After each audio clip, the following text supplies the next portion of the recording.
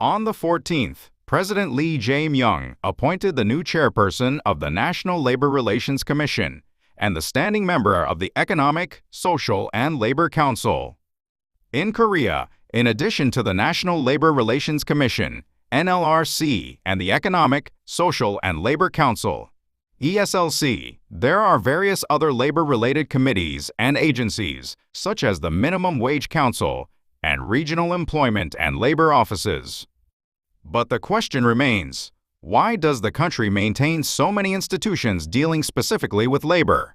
Why are there so many labor-related institutions? One major reason is that a significant share of the Korean population are workers. When the definition expands to include office staff, part-time employees, and platform workers, labor policy becomes closely tied to most people's daily lives. This explains why multiple bodies exist to manage a broad spectrum of issues, including wages, working hours, and dispute resolution across the country.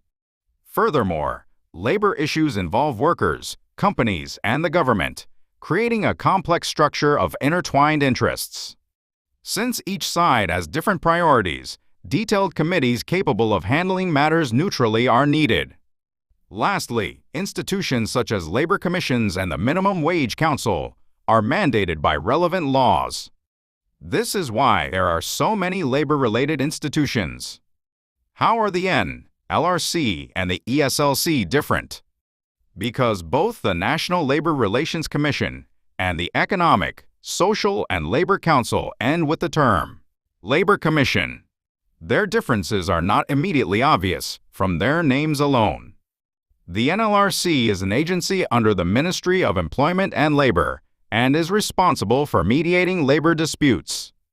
There are regional labor commissions throughout the country, and the NLRC conducts the final review of the decisions made by these regional bodies. Cases brought for review include unfair dismissal, unfair labor practices, and various other disputes between workers and employers' users. The NLRC operates under the Trade Union and Labor Relations Adjustment Act, which designates it as a quasi-judicial body. In other words, the NLRC is a legal dispute resolution body with statutory authority. In contrast, the Economic, Social, and Labor Council, created under the Act on the Economic, Social, and Labor Council, is separate from the Ministry of Employment and Labor and instead operates as a presidential committee where unions, employers, and government officials come together to debate national labor, social, and economic policies. It likewise serves as a public arena for discussions about working hours, wage structures, and pension matters.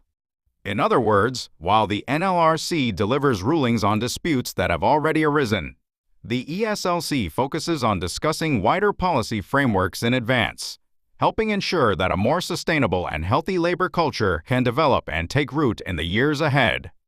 The Economic, Social, and Labor Council is grounded in the Act on the Economic, Social, and Labor Council, which was created to institutionalize dialogue among the three parties, labor, management, and the government.